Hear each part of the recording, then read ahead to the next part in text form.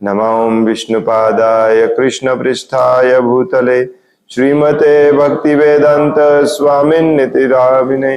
नमस्ते सारस्वती देवे गौरवाणी प्रचारिणे निर्विशेष शून्यवादी पाश्चात्य देशतारिणे। जय श्री कृष्ण चैतन्य प्रभु नित्यानंद श्री अद्वैत गदाधर श्रीवासादि गौर भक्त वृंद। हरे कृष्ण कृष्ण कृष्ण हरे हरे, हरे राम राम राम हरे हरे। मुखं करोति वाचालं पंगुं लंघायते गिरिं यत्कृपातमहं वन्दे श्रीगुरुं दीनतारिणम्। हरे कृष्ण। श्रीमद भगवद गीता जशी आहे तशी, भाषांतर आणि तात्पर्य कृष्ण कृपामूर्ती श्री श्रीमद AC भक्तिवेदांत स्वामी प्रभुपाद यांच्याद्वारे आपण वाचत आहोत। अध्याय दुसरा, सांख्य योग किंवा गीतेचे सार, आणि आज आपण वाचणार आहोत श्लोक नंबर 27। जातस्य हि ध्रुवो मृत्यु ध्रुवं जन्म मृतस्य च तस्माद् अपरिहार्येऽर्थे न त्वं शोचितुम् अर्हसि। जातस्य हि ध्रुवो मृत्यु ध्रुवं जन्म मृतस्य च तस्माद् अपरिहार्येऽर्थे न त्वं शोचितुम् अर्हसि। जातस्य हि ध्रुवो मृत्यु ध्रुवं जन्म मृतस्य च तस्माद् अपरिहार्येऽर्थे न त्वं शोचितुम् अर्हसि। जातस्य जो जन्मला आहे त्याचा, ही निश्चितच, ध्रुवः वस्तुस्थिती किंवा वास्तविक सत्य,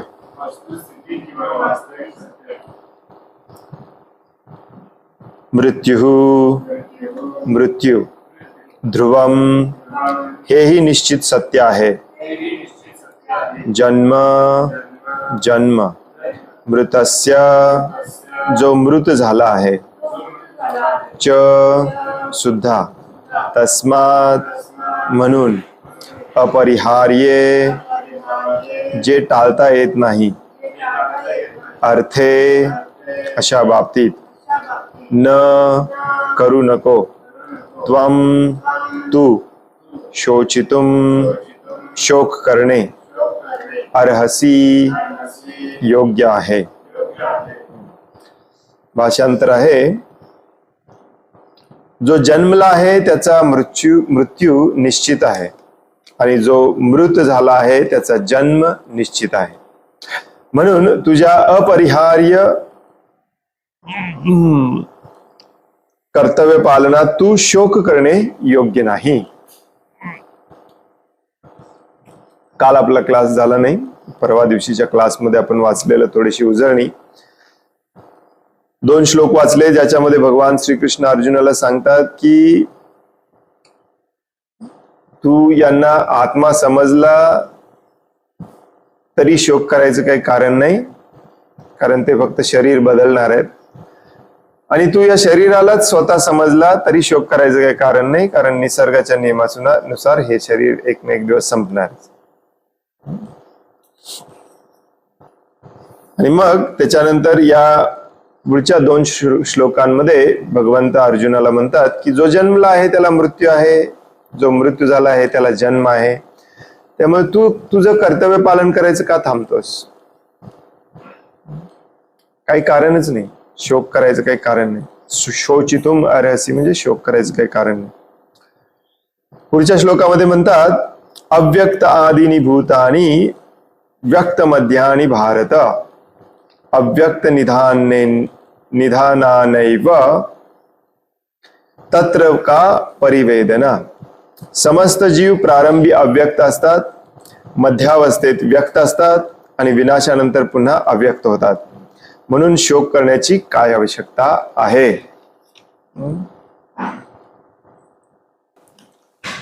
तर या 2 श्लोकामध्ये भगवंत अर्जुनाला एक अशा प्रकारची सूचना देत आहेत. जरी हे क्वेश्चन मार्क प्रश्न असल्यासारखं जरी वाटत असलं तरी ऍक्च्युली ते सांगत आहेत की शोक करायचं काही कारणच नाही. जो जन्मला आहे त्याला मृत्यू आहे, मग त्याला तो आत्मा समज किंवा नाही समज काही फरक पडत नाही. शरीर बदलत राहतं आणि जरी शरीर आणि आत्मा एकच आहे जरी समजलं तरी त्याला पण जन्म आणि मृत्यू आहे निसर्गाच्या नियमानुसार. त्यामुळे कर्तव्याचं पालन हे आपण नेहमी केलंच पाहिजे. आत्मा ठराविक काळासाठी अव्यक्त असतो, नंतर तो शरीर धारण करतो, पुन्हा अव्यक्त होतो, पुन्हा शरीर धारण करतो. त्यामुळे त्याच्यासाठी शोक करण्यातली काही कारण नाही. तात्पर्य श्रील प्रभुपादांद्वारे मनुष्याला आपल्या आयुष्यातील कर्मानुसार जन्म घ्यावा लागतो आणि अशा कर्माचा एक कालावधी संपला की दुसऱ्या कालावधीसाठी त्याला पुन्हा जन्म घ्यावा लागतो.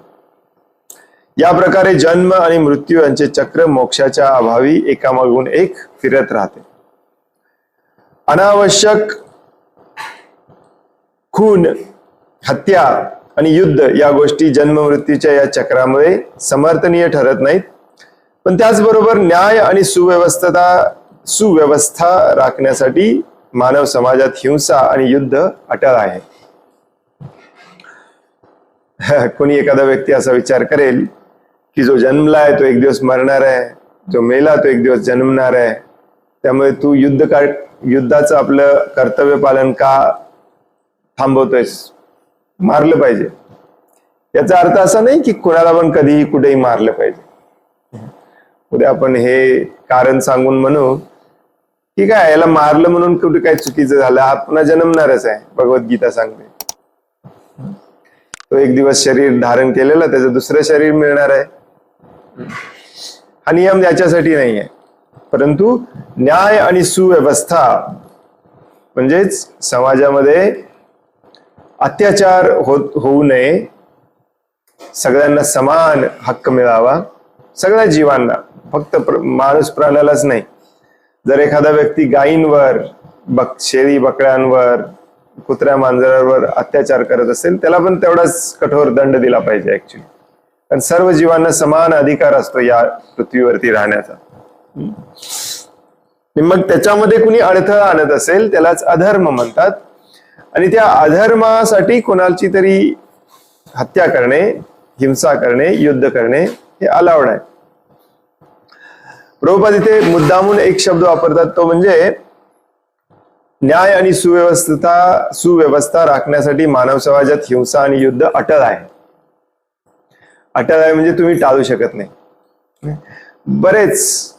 तुम्ही बराच इतिहास बघितला तर तुमच्या लक्षात येईल की जनरली युद्धानंतर सगळे एक प्रकारच्या नैराश्यामध्ये जातात आणि सगळे मिळून एकदम विचार करतात की परत युद्ध नाही म्हणून, युद्ध होऊ नये म्हणून आपण काय केलं पाहिजे.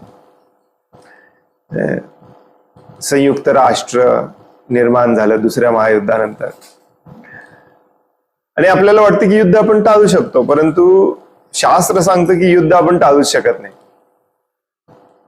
कारण युद्ध आपण का टाळू शकत नाही, कारण इंद्रिय तृप्ती आपण थांबवू शकत नाही. जोपर्यंत इंद्रिय तृप्तीची भावना असणारे लोक असणार, आणि हेच लोक मॅक्झिमम जास्त असतात ऍक्च्युली टक्केवारीमध्ये, कलियुगामध्ये विशेष करून, आणि पूर्वीच्या युगामध्ये पण. असं नाहीये की कलियुगामध्येच फक्त युद्ध जास्त होतात, पूर्वीच्या युगामध्ये अजून जास्त युद्ध व्हायचे, सत्ययुगामध्ये पण युद्ध व्हायचे. युद्ध हे नेहमी धर्म आणि अधर्माच्या मध्ये होत असतं. म्हणजेच कोणीतरी एखादा चोरी किंवा हिसकावून घ्यायला आलेला असतो आणि त्याच्या संरक्षणासाठी युद्ध करावं लागतं. आणि हे आजही आपल्याला दिसतं. जसं रशिया आणि युक्रेनमध्ये सध्या युद्ध चालू आहे, भारत पाकिस्तानमध्ये युद्ध होतं, चायना कुणाच तरी युद्ध करत असतो, सिरियामध्ये 2 वर्षापूर्वी युद्ध झालं. युद्ध हे चालूच राहणार. का? कारण त्याचं मेन कारण आहे आपली इंद्रिय तृप्तीची इच्छा. जोपर्यंत माणूस या इच्छेच्या मागे असणार तोपर्यंत त्याला दुसऱ्याचं हिसकावून घ्यावंसं वाटणार, बळकावंसं वाटणार. कारण आपण सुखी समाधानी राहू शकत नाही आहे त्यामध्ये. कारण या भौतिक जगामध्ये आपण आलोयच जास्तीत जास्त माझं कसं करता येईल हे दाखवण्यासाठी. कारण जास्तीत जास्त सगळ्याचा राजा मी झालो तर माझ्या नियंत्रणाखाली ते राहील आणि मग त्याचा मी उपभोग घेऊ शकतो, भोक्ता होऊ शकतो, प्रभू होऊ शकतो, स्वामी होऊ शकतो. मग हा प्रयत्न जोपर्यंत चालू राहणार मग तो वैयक्तिक पातळीवर का असे ना किंवा सामाजिक राष्ट्रीय पातळीवर का असे ना हेच प्रयत्न चालू असतात, तुझं की माझं. हे बॉर्डर बिल्डर आपण निर्माण केले. ऍक्च्युली भगवंतांनी असे बॉर्डर वगैरे काही निर्माण केलेले नाही. भारत पाकिस्तानचा बॉर्डर हा आहे, भारत चीन बॉर्डर हा आहे, हे कुणी निर्माण केलं? आपण निर्माण केलं. आता एखाद्या व्यक्ती, मी एकदा सांगत होतो आणि काउंटर आर्ग्युमेंट युक्तवाद दुसरा व्यक्ती करत होता की परंतु प्रभूजी तुम्हाला जाणवतं का जसं जसं आपण चायनाची बॉर्डर क्रॉस करून जातो तसे लोक बदलतात, दिसायला बदलतात, बोलायला बदलतात. तसं मग बघायला गेलं तर महाराष्ट्र कर्नाटक मध्ये पण बॉर्डर करायला पाहिजे. आणि युरोपमध्ये जर तुम्ही गेला तर तुम्हाला आढळेल की बरेच देश इंग्रजीच बोलतात. मग तिथे का बरे हे बॉर्डर्स निर्माण झाले? माणूस जोपर्यंत इंद्रिय तृप्तीच्या मागे लागलेला असणार तोपर्यंत तो भांडणार. विशेष करून कलियुगामध्ये 100% भांडणार. कारण कलियुगाचं नावच आहे कलहाचं युग, भांडण्याचं युग, एज ऑफ क्वारल्स. आणि मग हे असे बॉर्डर्स, कंपाऊंड होत राहणार. पूर्वीच्या काळामध्ये हे कंपाऊंड, कुंपण वगैरे पद्धती नव्हती. आजकाल प्रत्येक जण आपला 1 गुंठ्याचा प्लॉट जरी असला तरी कंपाऊंड लावून घेतो. कारण चोर वाढले. भावाभावांमध्ये हीच भावना आहे, सगळीकडे हीच भावना आहे. त्यामुळे युद्ध कोणीही टाळू शकत नाही. युद्ध टाळू शकतो, शांती सुखी समाधानाने आपण राहू शकतो, ही कल्पनाच मुळीच चुकीची आहे. प्रभुपाद सांगतात शांतता प्रस्थापित करण्यासाठी युद्ध करावं लागतं. का? कारण अधार्मिक लोक हे अशांतता निर्माण करत असतात, त्यांना थांबवावं लागतं. नाहीतर काय गरज होती युद्धाची? हो की नाही? त्यामुळे आत्म्याला जन्म आहे, ज्याला जन्म आहे त्याला मृत्यू आहे, ज्याला मृत्यू आहे त्याला जन्म आहे. म्हणून आपण कुणालाही मारू शकत नाही, परंतु न्यायासाठी, धर्मासाठी मारणं गरजेचं असतं. याच्यावरून तुम्हाला एक लक्षात येईल की आधुनिक समाजामध्ये जे अहिंसा, परमो धर्म वगैरे म्हटलं जातं हे पॉसिबल नाहीये. ऍक्च्युली जे अहिंसा परमो धर्म म्हणतात ते देखील भांडतात बऱ्याचदा. हे सगळं थांबवणे तेव्हाच शक्य आहे जेव्हा आपण इंद्रिय तृप्ती बंद करतो, स्वामी प्रभू व्हायची इच्छा बंद करतो. जे भगवंतांनी दिलेलं आहे त्याच्यामध्ये सुखी समाधानी राहतो आणि या दुःखालयामध्ये राहायचंच नाहीये या उद्देशाने काम करतो. जोपर्यंत या शरीराशी, या भौतिक जगाशी आपली तादात्म्य असणार, आसक्ती असणार, तोपर्यंत युद्ध कोणीही टाळू शकत नाही. भगवंतांची इच्छा असल्यामुळे कुरुक्षेत्रावरील युद्ध हे अपरिहार्य होते. या श्लोकामध्ये शब्द येतो अपरिहार्य, मराठीमध्ये पण त्याला अपरिहार्यच म्हणतात. ज्याला टाळता येत नाही त्याला अपरिहार्य म्हणतात. भगवंतांनी खूप प्रयत्न केले, शांती प्रस्ताव घेऊन गेले, 5 गावं द्या म्हणाले फक्त, तरीही दुर्योधन सारखा दुष्ट व्यक्ती नाही म्हणाला त्याला. त्यामुळे युद्ध हे अटळ होतं. आणि योग्य हेतू करता लढणे हे क्षत्रियाचे कर्तव्य आहे. योग्य हेतू करता म्हणजे समाजामध्ये न्याय आणि सुव्यवस्था टिकवून ठेवण्याकरता. आता ही न्याय आणि सुव्यवस्था कोण ठरवतं? आजकाल राष्ट्र आणि राष्ट्राचे कायदे ठरवतात, भारताचं संविधान ठरवतं, पण ऍक्च्युली भगवंत ठरवतात. भगवंतांनी बनवलेले कायदे हे ठरवतात. अर्जुन आपले योग्य कर्तव्य पालन करीत असल्याने आपल्या नातेवाईकांच्या हत्येमुळे त्याने दुःखी आणि भयभीत का व्हावे? कायदा भंग करणे हे त्याला योग्य नव्हते. तो भगवंतांना म्हणत होता की आपण या सर्वांना मारून कायदा भंग करतोय की काय, पाप करतोय की काय. पण भगवंत त्याला उलट सांगतात की तू युद्ध जर नाही केलं असतं तुला पाप लागेल, तू ऍक्च्युली कायदा मोडतो. आता इथे कुणी पण मारायचं म्हणून सांगितलेलं नाही आहे, क्षत्रियाने मारायचं म्हणून सांगितलं. कारण क्षत्रियाच्या अंगामध्ये ते गुणच असतात शौर्याचे, धर्मासाठी लढायचे, धर्मासाठी मरायचे. असा व्यक्तीच लढू शकतो. आणि असे देखील कुळ असायची भारतामध्ये पूर्वी. ऍक्च्युली गुरखा, सीख, मराठा त्यांना मृत्यूचं भय नसायचं. धर्मासाठी, राज्यासाठी, राष्ट्रासाठी प्राण द्यायला ते तयार असायचे. आजकाल ती भावना आपल्याला कुठे दिसत नाही. आणि अर्जुनाने ती जबाबदारी स्वीकारलेली लहानपणापासून की धर्माच्या विरुद्ध केव्हा कुठे काय होईल तर मी त्याच्या विरुद्ध लढेन, जीव जाईपर्यंत लढेन. मग आता समोर अचानक आपले नातेवाईक दिसल्यावरती आपण धर्म बदलू शकत नाही, आपला कर्तव्य बदलू शकत नाही. नियम तो नियम असतो. मग यालाच अधर्म म्हटलं जातं. ओके.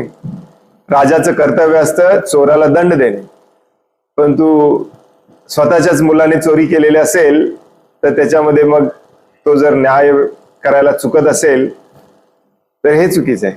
मग ते खऱ्या अर्थाने पाप आहे.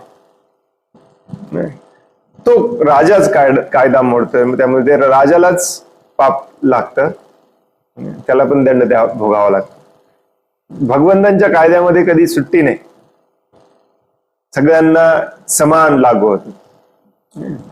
भगवंत इथे उलटे सांगतायत की तू तर मला सांगत होतास की यांना मारलं तर पाप लागेल, पण तसं नाहीये.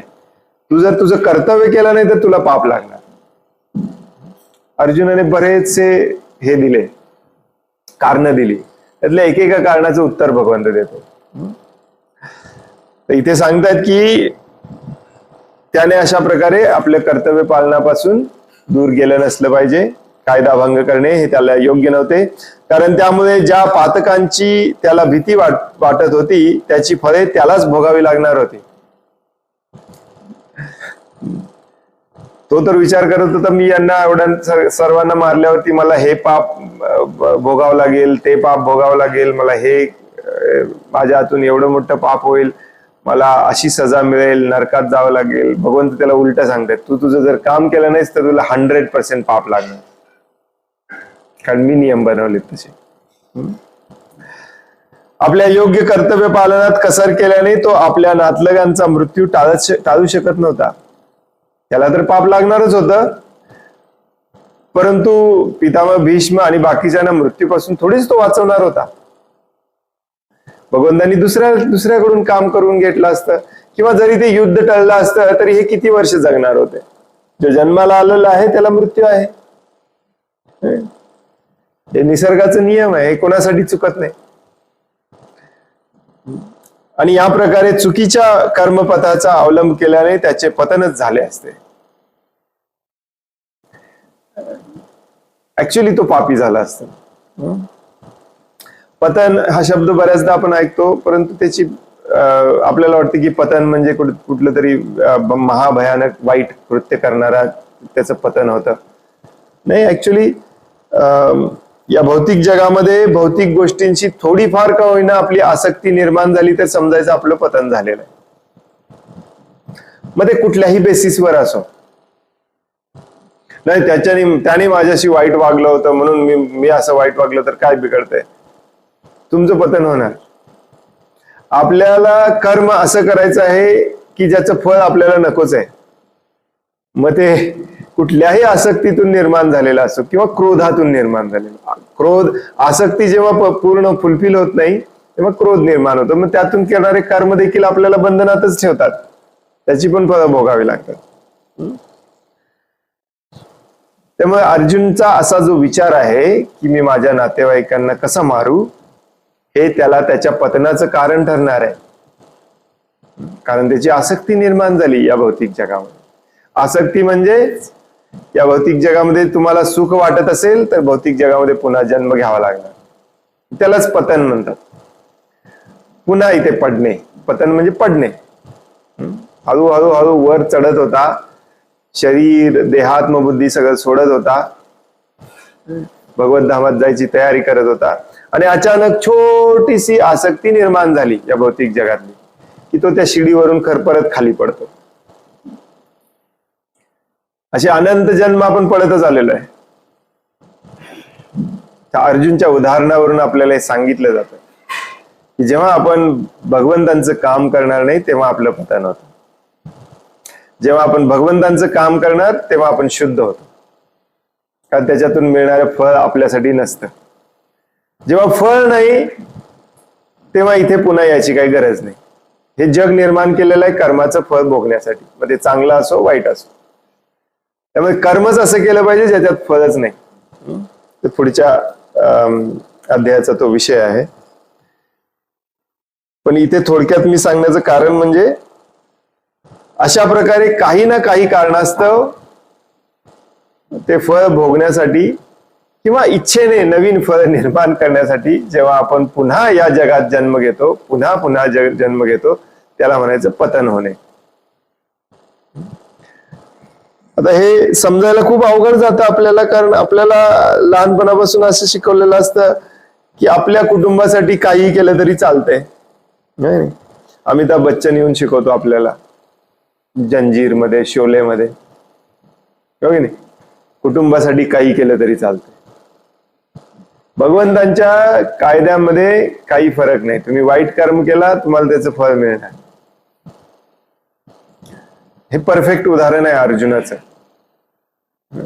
आपल्या भक्तिमय कार्यामध्ये देखील आपले कुटुंबीय मॅक्झिमम वेळेला आडवे येत असतात. भगवंतांसाठी कार्य करायला चाललंय, सारखं भगवंतांचंच काम करता येतं, घरातलं काम कुणी करायचं, हो की नाही. वेल, घरातली कामं देखील आपण भगवंतांचीच कामं म्हणून करायला शिकली पाहिजे, आणि सगळ्यांना घरातल्यांना भगवंतांच्या कामामध्ये लावलं पाहिजे, परंतु सगळे तयार होत नाहीत, हो की नाही. त्यामुळे नातेवाईकांना, आपल्या घरातल्यांना आणि नातेवाईकांना आपण सूट देऊन नाही चालत. त्यांच्यासाठी आपण पाप कर्म करून नाही चालणार, आपलं पतन होणार. जसे त्या अर्जुनाचं होणार. अर्जुनाला समजावून कर्तव्य केलं पाहिजे. कर्तव्य म्हणजेच धर्म, धर्म म्हणजेच भगवंतांची सेवा. आणि भगवंत ठरवतात कुठला कायदा मोडला जातोय आणि कुठला मोडला जातो. याच आशयावरती पुढचा श्लोक आहे, तो म्हणजे समस्त जीव प्रारंभी अव्यक्त असतात, मध्यावस्थेत व्यक्त असतात आणि विनाशानंतर पुन्हा अव्यक्त होतात. म्हणून शोक करण्याची काय आवश्यकता आहे. जेव्हा आपण भगवद्धामातून इथे येतो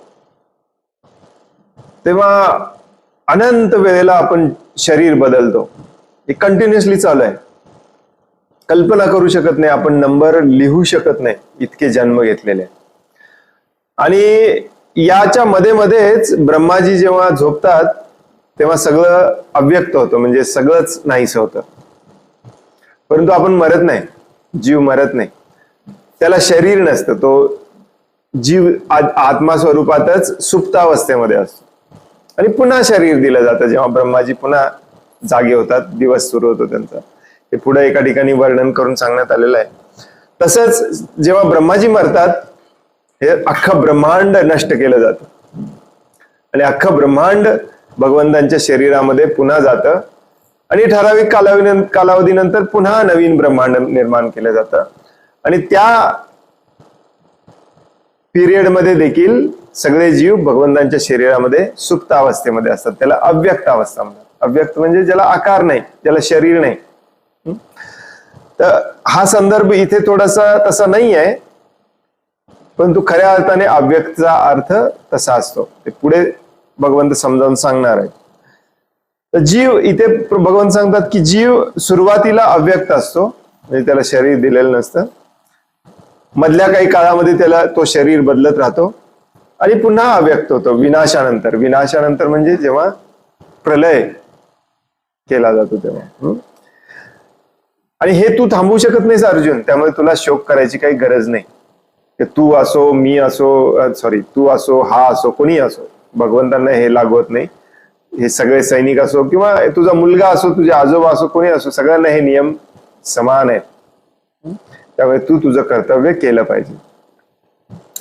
तात्पर्यामध्ये श्रील प्रभुपाद म्हणतात, आत्म्याच्या अस्तित्वावर विश्वास ठेवणारे आणि आत्म्याच्या अस्तित्वावर विश्वास न ठेवणारे असे तत्ववेत्यांचे दोन वर्ग जरी मानले तरी दोहोंच्या दृष्टीने शोक करण्याचा प्रश्नच उद्भवत नाही.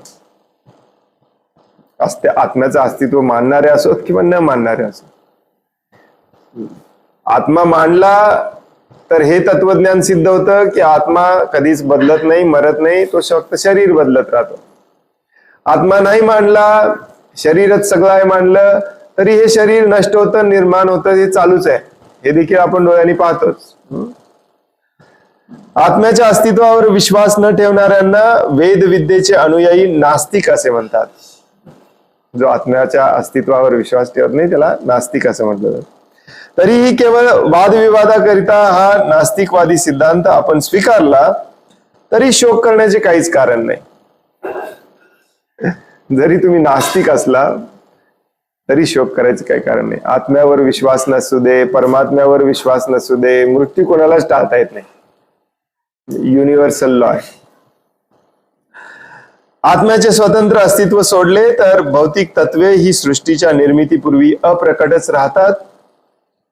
ज्याप्रमाणे आकाशातून वायू उत्पन्न होतो, वायूपासून अग्नी, अग्नीपासून जल आणि जलापासून पृथ्वी उत्पन्न होते, त्याचप्रमाणे अव्यक्ताच्या या सूक्ष्म अवस्थेतून व्यक्त अवस्था उत्पन्न होते. आता हे खूप डिटेलमध्ये भागवतमध्ये आहे, आपल्याला एवढ्या डिटेलमध्ये जायचं नाही. सगळ्यात पहिल्यांदा आकाश तत्व असतं. आकाश म्हणजे काहीच नाही. पृथ्वी, अग्नी, जल, वायू, आकाश. आकाश म्हणजे ऍब्सेन्स ऑफ एव्हरीथिंग, काहीच नाही. त्याच्यापासून वायू निर्माण होते, वायूपासून अग्नी निर्माण होतं, अग्नीपासून जल निर्माण होतं, जलापासून पृथ्वी निर्माण होते.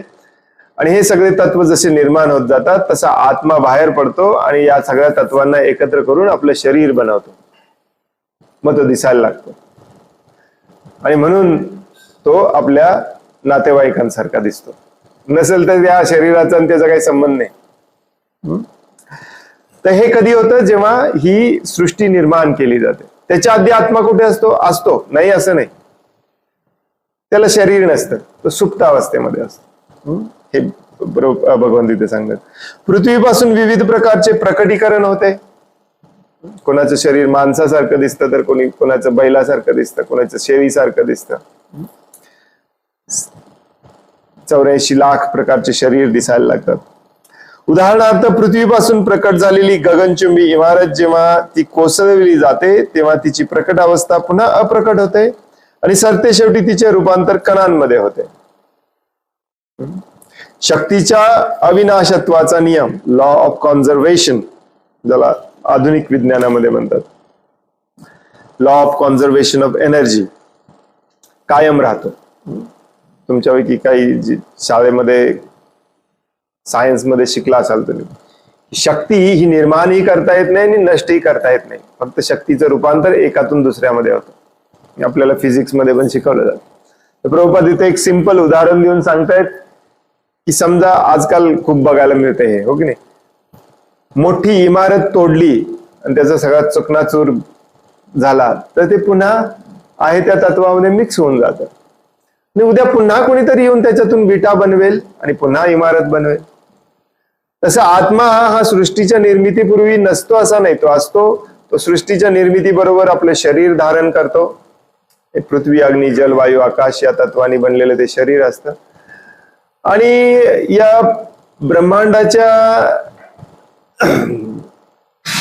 प्रलयाच्या समयी, विनाशाच्या समयी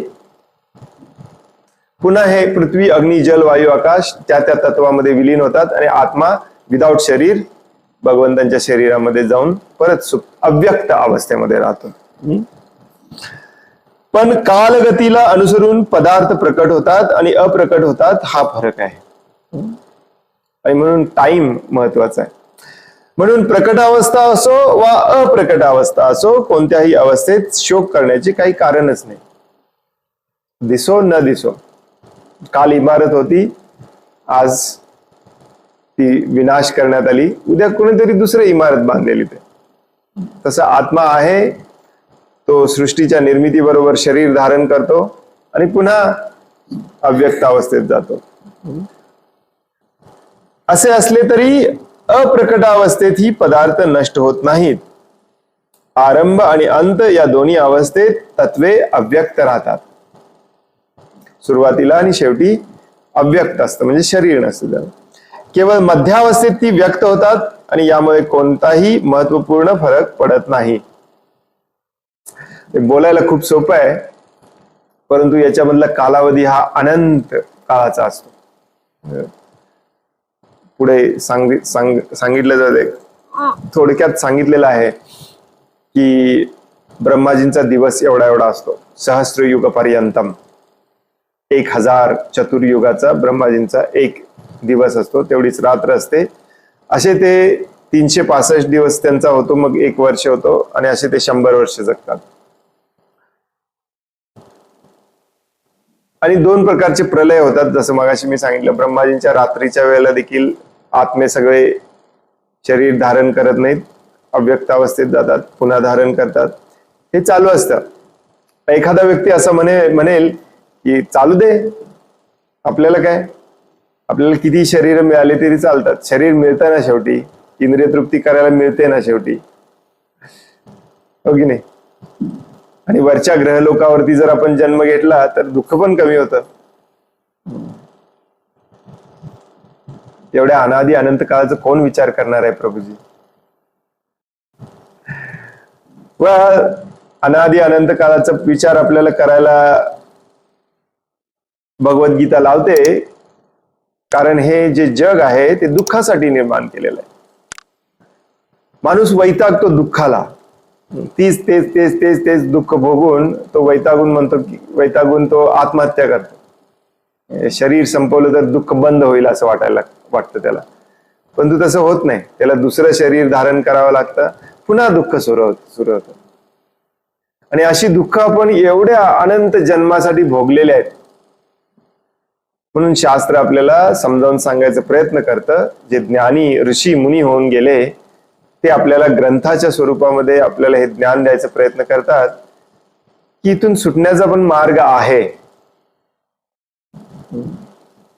जिथे दुःखच नाही, पुन्हा जन्मच नाही, त्यामुळे दुःखच नाही. त्याचा आपण अभ्यास केला पाहिजे. तर कालांतराने हे भौतिक शरीर नष्ट होते. अंतवंत इमे देहा 7व्या अध्यायात म्हटलेलं आहे. पण आत्मा हा सनातन आहे.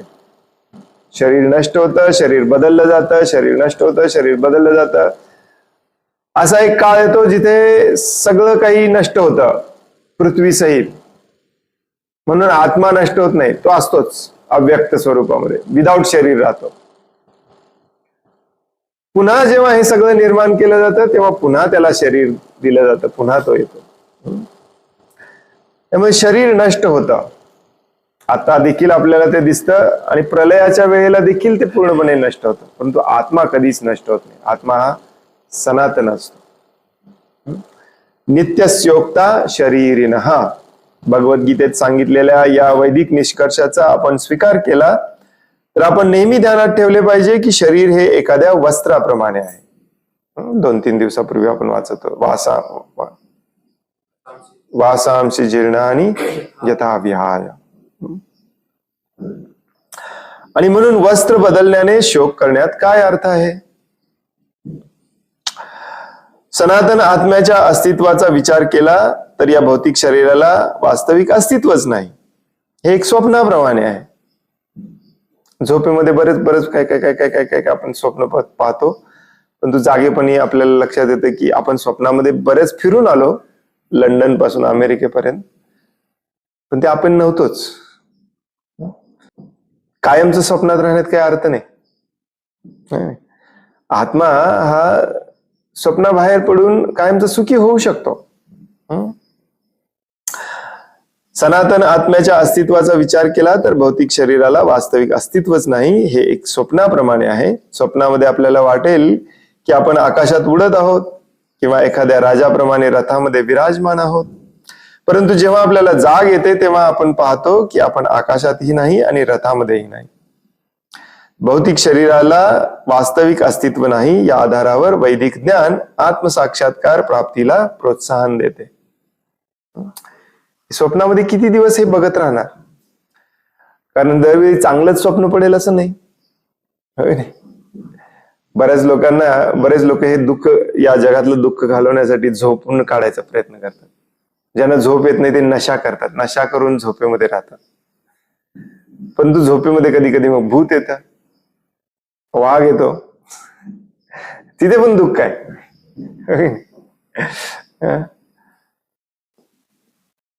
तर असंच आपण शरीर बदलत बदलत बदलत दुःख भोगत आहोत.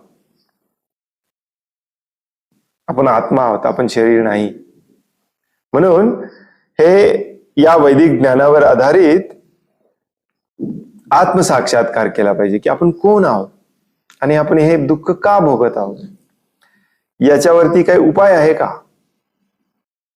असेल तर तो कुठे आहे, तो कसा मिळवला पाहिजे, हे सगळे प्रश्न विचारले पाहिजेत. आपण माणूसच विचारू शकतो. आता तो ब्रह्मजिज्ञासा, याला प्रोत्साहन दिलेलं आहे. आणि हे या प्रश्नाच्या लेवलला आपण आलं पाहिजे, म्हणूनच एवढ्या डिटेलमध्ये भगवंत सांगतात. मॅक्झिमम लोकांना बघा समाजामध्ये आज हे प्रश्न पण पडत नाही. काय व्हायचं ते होऊ दे, दुःख तर दुःख.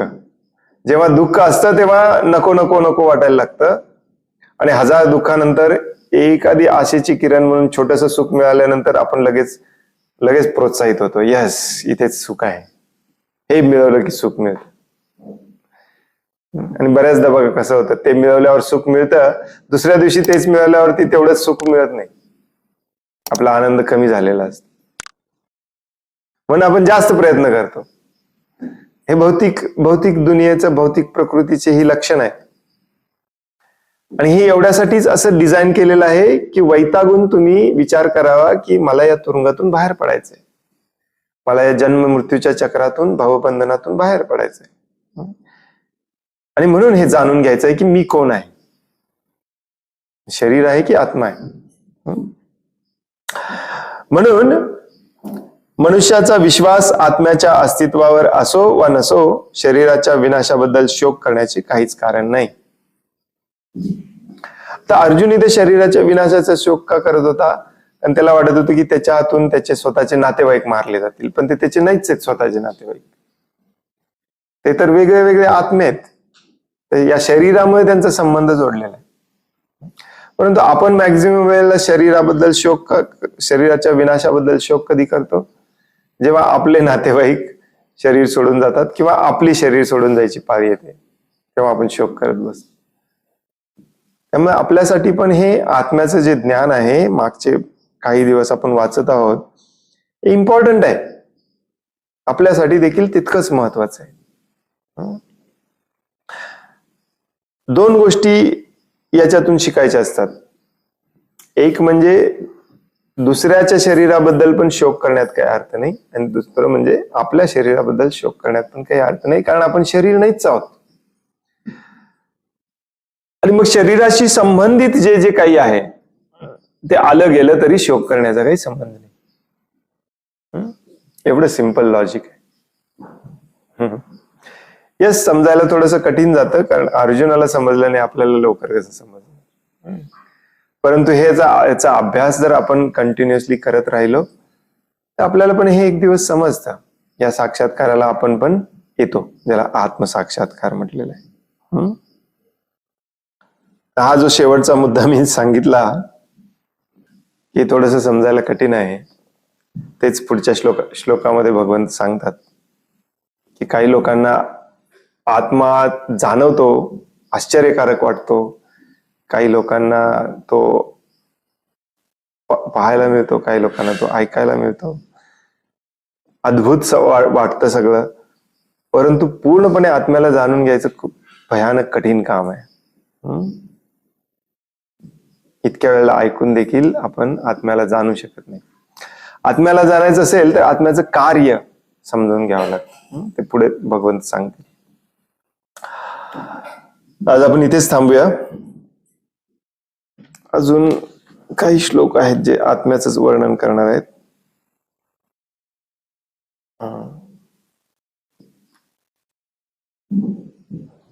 अजून 2 श्लोक आहेत, परंतु हळूहळू भगवंत दुसऱ्या मुद्द्यावर यायला लागले. पहिला मुद्दा हा आहे की शरीर आणि आत्मा याच्यातला फरक जाणल्यानंतर तुला शोक करायचं काही कारण नाही, तू त्यांना मारणारच नाही आहेस. आता दुसऱ्या मुद्द्यावर हळूहळू भगवंत येणार आहेत, ते म्हणजे तू क्षत्रिय आहेस, तुझं कर्तव्य तुला केलं पाहिजे. आता या श्लोकामध्ये थोडस हिंट दिली त्याला, पण तो पुढच्या काही श्लोकांमध्ये डायरेक्टली सांगतात की क्षत्रियाचं कर्तव्य करणे कर्म, आणि कर्मबंधन काय असतं. तर अर्जुन ज्या ज्या प्रकारे प्रश्न विचारत होता आणि स्पष्टीकरण देत होता, त्या सगळ्या प्रश्नांची आणि त्या स्पष्टीकरणाचे प्रत्युत्तर देण्यासाठी भगवंत एक एक कन्सेप्ट सांगत जाणार. हा पहिला कन्सेप्ट आहे, तो म्हणजे शरीर आणि आत्म्यातला फरक समजणे. तर अर्जुनाचा युक्तिवाद होता की मी माझ्या नातेवाईकांना कसं मारू, ते नाहीच आहेत तुझे नातेवाईक. दुसरा युक्तिवाद होता की मी यांना मारल्यानंतर समाजाचं नुकसान होणार नाही का, माझं कर्तव्य केल्यामुळे मला पाप लागणार नाही का. त्या मुद्द्यावरती भगवंत येतात. मग इथे कर्म म्हणजे काय आपण थोडंफार अभ्यास करणार आहोत. कारण हा दुसरा अध्याय हा अख्खी भगवद्गीता सांगितलेली आहे, याच्यामध्ये कम्प्लीट सगळे कन्सेप्ट सांगितले.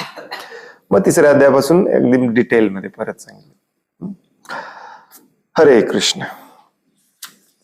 इथेच थांबूया. कोणाला काही प्रश्न आहे, काही सांगायचं आहे?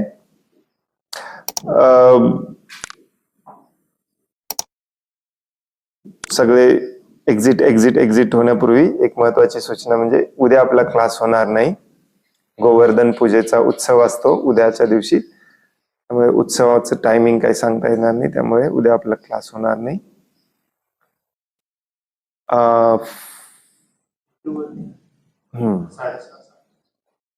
6:30-7च्या आसपास आपण ऑनलाईन करायचा प्रयत्न करूया, परंतु टायमिंग असं काही नक्की सांगता येणार नाही, थोडंफार मागे पुढे होईल.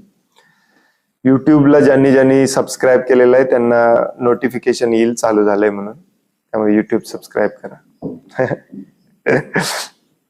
हरे कृष्ण. कोणाला काही प्रश्न आहे, काही सांगायचं आहे? हरे कृष्ण प्रभूजी, दंडवत प्रणाम. हरे कृष्ण, दंडवत प्रणाम. प्रभूजी, ऋत्विकवाद म्हणजे काय? मग ऋत्विकवादाबद्दल जरा म्हणजे कन्सेप्ट जरा क्लिअर नाही, त्यामुळे ते जर त्याच्याबद्दल सांगायचं. वाद काय नाहीये त्याच्यामध्ये. ऋत्विकचा अर्थ असतो आध्यात्मिक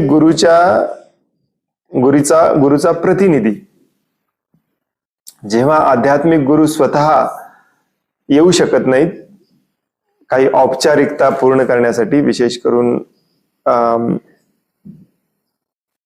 दीक्षा देण्यासाठी, यज्ञ करण्यासाठी, दीक्षा देण्यासाठी वगैरे हे एखाद्या व्यक्तीला वापरलं जातं, त्याला ऋत्विक म्हणतात. जसं की प्रभुपादांनी बऱ्याच जणांना हे अधिकार दिलेत की तुम्ही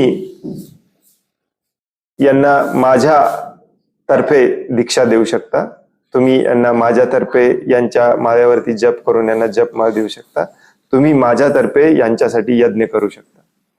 तर तो जो मधला व्यक्ती असतो त्याला ऋत्विक म्हणतात. हा वाद नसतो. प्रभुपादांनी हे लिहून ठेवलेलं आहे, सांगून ठेवलेलं आहे. हे शास्त्रामध्ये देखील आहे ऍक्च्युली. हा वाद निर्माण झाला कारण प्रभुपादांनी ऍक्च्युली तसं बघायला गेलं तर कोणालाच गुरु केलेलं नाही, पण बरेचसे गुरु झाले स्वतःहून. आणि हे पण काही चुकीचं नसतं. एखादा व्यक्ती जर पूर्णपणे शुद्ध झालेला असेल तर तो गुरु होऊ शकतो. परंतु प्रभुपादांनी असं डायरेक्टली कोणाला गुरु व्हा म्हणून सांगितलं नाही. त्यांनी फक्त सगळ्यांना ऋत्विक व्हा म्हणून सांगितलं. ऋत्विक म्हणजे माझ्या तर्फे तुम्ही लोकांना दीक्षा द्या, मीच दीक्षा गुरु असेन, तुम्ही फक्त शिक्षा गुरु व्हा किंवा ऋत्विक व्हा. पण आता हा वाद सुरू झाला कारण बरेचसे लोक गुरु झाले. कोणाला त्याच्याबद्दल काही वाईट पण वाटलं नाही, परंतु हळूहळू हे गुरु झालेले जे होते त्यांचं भयानक पतन झालं. भौतिकवादी झाले, भयानक पद्धतीने पतन झालं. मग बाकीचे जे शुद्ध होते ते म्हणायला लागले की प्रभुपादांनी तर कोणाला गुरु केलंच नाहीये, मग तुम्ही स्वतःहून बनताय, तुमचं पतन भयानक पद्धतीने होतंय, हे प्रभुपादांनी निर्माण केलेल्या चळवळीसाठी हे काही चांगली गोष्ट नाहीये, लोक काय म्हणतील यात प्रभुपादांना. त्यांनी एक वेगळा ग्रुप तयार केला जिथे प्रभुपादच फक्त गुरु असतील, दुसरा कोणी नाही. दीक्षा दिली जाईल परंतु प्रभुपादांच्या तर्फे दिली जाईल, सगळे प्रभुपादांचेच शिष्य असतील.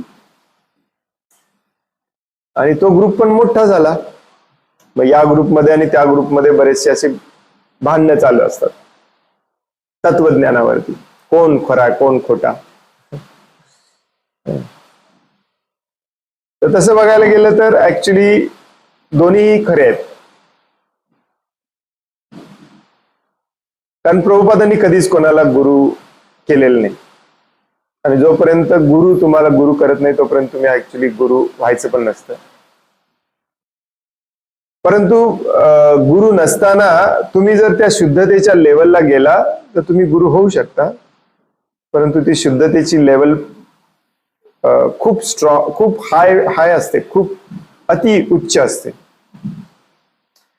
असं साधा सुद्धा कोणी, म्हणजे फॉर एक्झाम्पल जो नवीन गुरु होईल प्रभुपादानंतर तो प्रभुपादांच्या लेवलचा असला पाहिजे.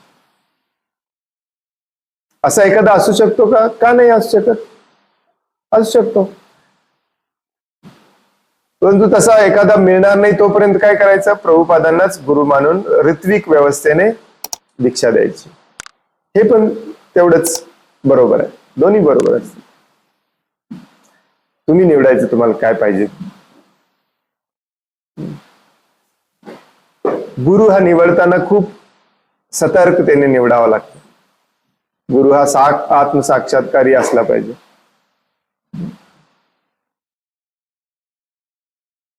तर याच्यामध्ये वाद चालू असतात की ज्यांना गुरु व्हायचंय ते म्हणतात की प्रभुपादांनी सांगितलंय सगळ्यांना गुरु व्हायला.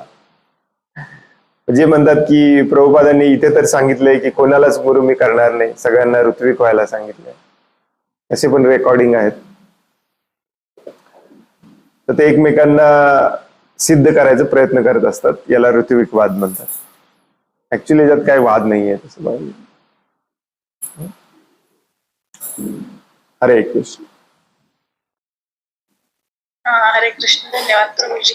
म्हणजे तेच की काही ठिकाणी म्हणतात की प्रभुपादांनी असे शेवटी सांगितलेलं की माझ्यानंतर कोण गुरु होऊ शकत नाही, असं रेकॉर्डिंग आहेत असं पण म्हणतात. आणि काही ठिकाणी म्हणतात की प्रभुपाद एवढे शुद्ध होते. मग प्रभुपाद एवढे शुद्ध होते तर त्यांनी म्हणजे त्यांचे शिष्य काय, म्हणजे त्यांचे शिष्य काही ना काहीतरी शुद्ध असणारच की पूर्ण जर सगळे शुद्ध नसले तर ते दीक्षा देणे इतपत शुद्ध असणार, असं दोन्ही ठिकाणचं ऐकायला मिळते म्हणून विचारलं. व गुरु हा पूर्ण शुद्ध असावा लागतो, काही ना काही प्रमाणात शुद्ध असून चालत नाही. आणि तो जोपर्यंत तो शुद्ध पूर्ण प्रमाणात शुद्ध होत नाही तो आपल्या गुरुच्या तर्फे दीक्षा देत असतो. तो स्वतःचे शिष्य म्हणत नाही कधी.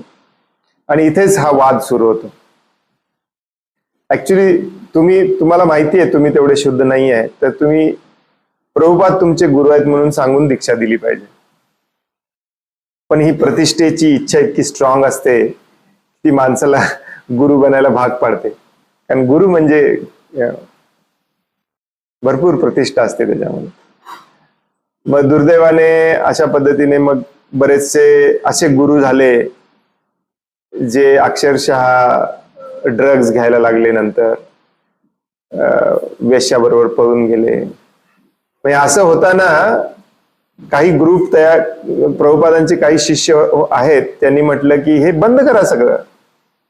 तुम्हाला ते तुमच्यामध्ये तेवढी शुद्धता नाहीये तर कशाला विनाकारण करता. मग त्यांनी पण असंच म्हटलं, थोड्याफार प्रमाणात शुद्ध आहे ना. मग थोड्याफार प्रमाणात आहे तो गुरु होऊ शकत नाही.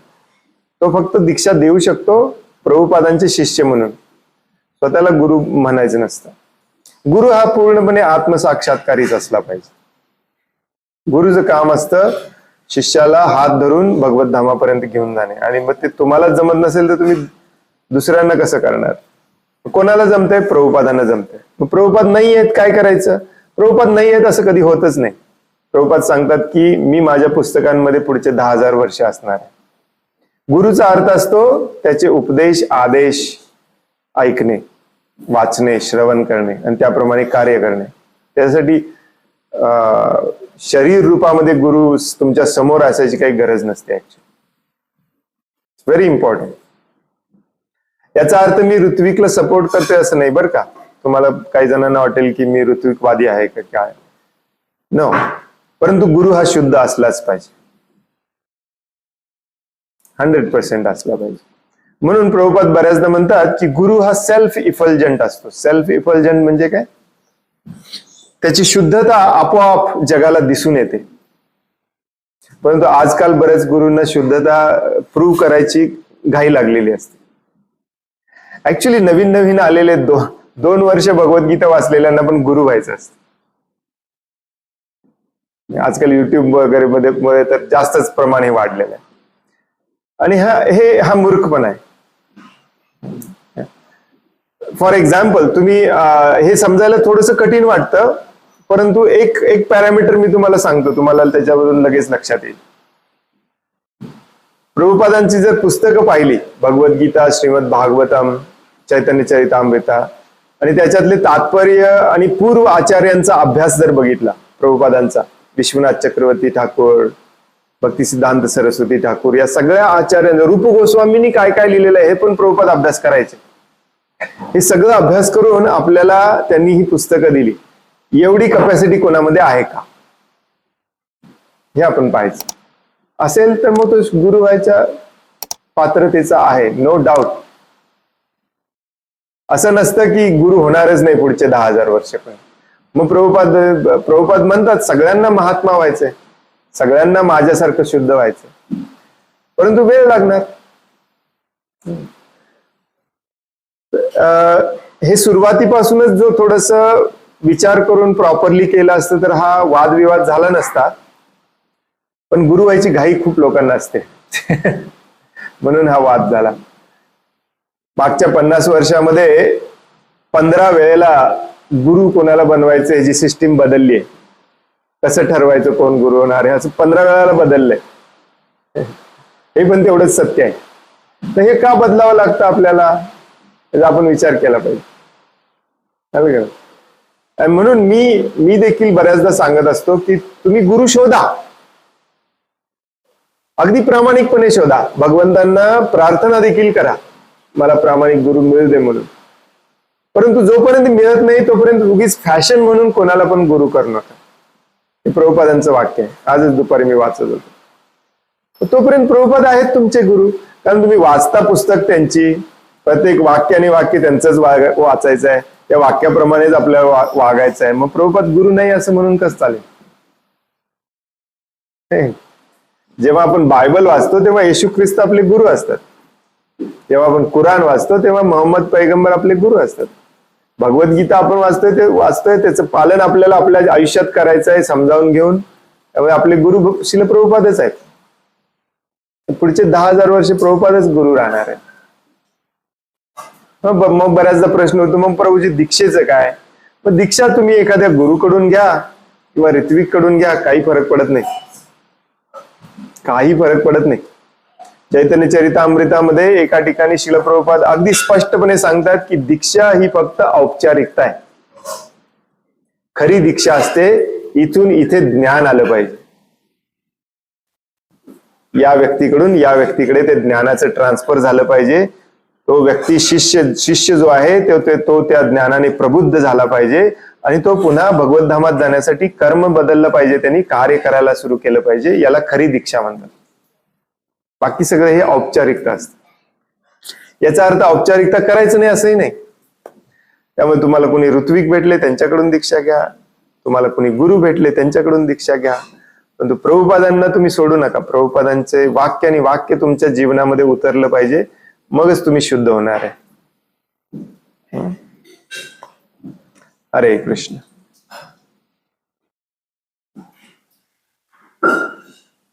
हरे कृष्ण. धन्यवाद.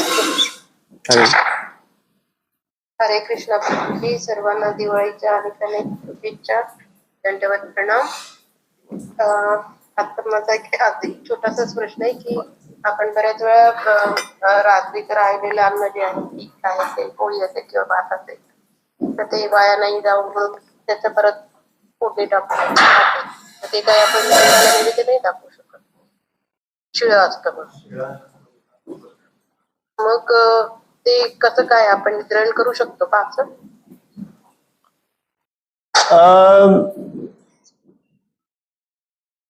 डिपेंड्स.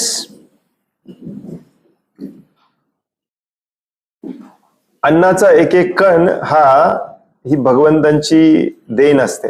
प्रभुपाद सांगतात अन्नाचा प्रत्येक कण हा आपण डोक्यावर ठेवला पाहिजे. प्रभुपाद सांगतात माझी आई मला शिकवायची की अन्नाचा एक दाणा जरी कुठे दिसला तरी डोक्यावर ठेवून भगवंतांची देण म्हणून त्याला नमस्कार केला पाहिजे. आणि आपण तर प्रसाद असतो तो आपण जो घरी बनवतो तो, त्यामुळे प्रसाद आपण टाकला नसला पाहिजे. परंतु याचा अर्थ असा नाही की तो दुर्गंधीयुक्त झाला असेल किंवा शिळा झाला असेल तर त्याला जबरदस्तीने खावं, असं याचा पण त्याचा अर्थ होत नाही. जसं भगवद्गीतेच्या 17व्या अध्यायामध्ये भगवंत सांगतात की 3 तासापूर्वी शिजवलेलं अन्न खाल्लं नसलं पाहिजे. तमोगुणी लोक खातात, हा पण नियम आहे. आता सध्या आपल्या घरात भरपूर शिळा अन्न उरतं, त्याचं कारण म्हणजे आपली लाईफस्टाईल. पूर्वीच्या घरातली गृहिणी इतकी तज्ञ असायची की तिला परफेक्टली माहित असायचं. असे वर्षातून एखाद्याचं लग्न किंवा काही कार्य असेल तरच घरातला पुरुष बाहेर जेवायला जायचा, नाही तर तो घरातच नेहमी जेवायला असायचा. त्यामुळे अंदाज पूर्वीच्या गृहिणींचा कधी चुकायचा नाही. आजकाल आपण कसे वाटेल तसे वागतोय. घरात जेवण केलेलं असतं तरी बाहेर जेवून येतो, सांगायला पण विसरतो. मुळात बाहेर जेवलंच नसलं पाहिजे.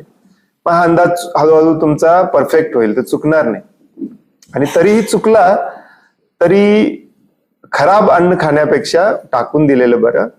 आणि ते खराब झालेलं नसेल तर त्याचे फोडणी वगैरे टाकून तुम्ही खाऊ शकता. घरामध्ये काही जनावर असतील जसे की कुत्रा आहे, मांजर आहे, गायी आहेत, त्यांना देऊ शकता.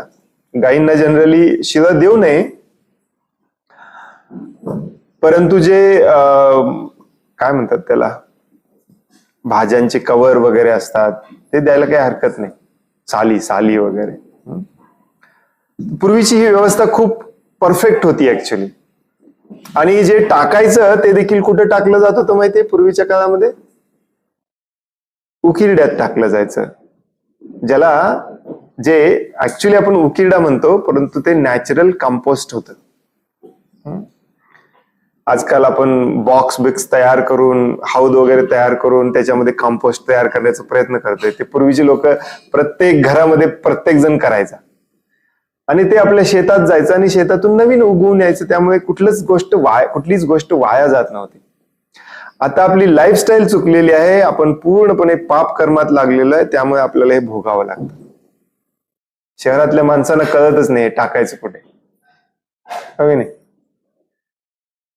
आपण टाकतो कचऱ्यात, त्याच्याबरोबर प्लास्टिक मिक्स होतो, मग ते सेपरेट करता येत नाही, मग त्यापासून कुठेतरी नेऊन शहराबाहेर ढीग मारला जातो. त्यातून दुर्गंधी निर्माण होते, रोगराई निर्माण होते, पोल्युशन निर्माण होतं. हे आपणच आपल्या पायावरती कुऱ्हाड मारून घेतोय. म्हणून आपले आचार्य प्रभुपाद सांगतात की आपण पुन्हा वैदिक संस्कृतीकडे गेलं पाहिजे, शहरी जीवन सोडलं पाहिजे, शेतीवर आधारित जीवन जगलं पाहिजे, घरात आपल्या जनावरं असली पाहिजेत, उकिरडा असला पाहिजे, शेती केली पाहिजे. त्यामुळे काहीच एक अन्नाचा एक दाना वाया गेला नसला पाहिजे. स्वतःला मला सगळ्यात जास्त चीड येते ती अशा माणसांची जे स्वतःला दीक्षित भक्त समजतात. काही काहींची ब्राह्मण दीक्षा पण झालेली असते आणि ताटामध्ये स्टाईल म्हणून सोडून उठतात. कसले प्रभुपादांचे फॉलोअर तुम्ही? प्रभुपाद म्हणतात एक दाना जरी दिसला अन्नाचा तरी तो डोक्यावर ठेवून भगवंतांची देण म्हणून तो तोंडात घातला पाहिजे. हा दाना पिकवा म्हणजे तुम्हाला कळेल टाकायचा की नाही ते. Very important. घरातल्या लहान मुलांना आपण अशी शिकवण दिली पाहिजे की कुठलाही अन्नाचा कण टाकला नसला पाहिजे, व्यवस्थित बनवलं पाहिजे, व्यवस्थित खाल्लं पाहिजे. त्यामुळे माफ करा, तुमचा सिंपल प्रश्न होता परंतु मी कॉम्प्लिकेटेड करतोय कारण आपली लाईफस्टाईलच बदलली आहे. जी पूर्वीची लाईफस्टाईल होती त्याच्यामध्ये वाया कधी जातच नव्हता. एक तर ते आपण नाही खाल्लं तर जनावरांना जात होतं, नसेल तर ते उकिरड्यामध्ये जात होतं, पुन्हा शेतात जात होतं, पुन्हा त्याचं धान्य बनवून येत होतं. परंतु तुमची आर्थिक परिस्थिती, आता हे आर्थिक परिस्थितीवरती पण अवलंबून असतं. सगळ्यांनाच हे परवडत नाही टाकून देणे. त्यामुळे जर विशेष करून भाकरी किंवा भात वगैरे फोडणी टाकून खाऊ शकता, नाही असं नाही. परंतु दुर्गंधीयुक्त किंवा खराब झालेलं खाऊ नये. जरी प्रसाद असलं तरी बऱ्याचदा आपल्याला सांगितलं जातं की प्रसाद कितीही दिवसाचा खाल्ला तरी चालतो. नाही, त्याच्यात पण दोन प्रकार असतात, कायमचे टिकणारे पदार्थ आणि लगेच खराब होणारे पदार्थ. जे लगेच खराब होणारे पदार्थ असतात ते शिजवलेले असतात, ते लगेच खराब होतात. उन्हाळ्याच्या दिवसात संध्याकाळपर्यंतच खराब होतात, हिवाळ्याच्या दिवसात मे बी थोडे जास्त टिकतात. पण त्यातून दुर्गंधी येत असेल, खायला पुट्रीड काय म्हणतात, प्युट्रीड विचित्र लागत असेल तर ते टाकून दिलं पाहिजे. हरे कृष्ण.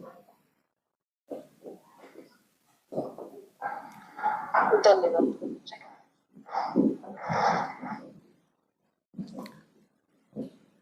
हरे कृष्ण. आणखीन कोणाला काही प्रश्न आहे, काही सांगायचं आहे?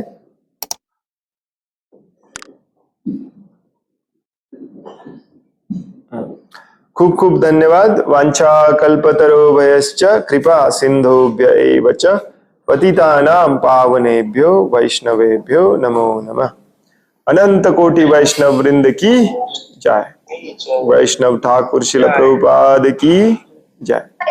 भगवत गीता जशी आहे तशी की जय. हरे कृष्ण. धन्यवाद. प्रणाम.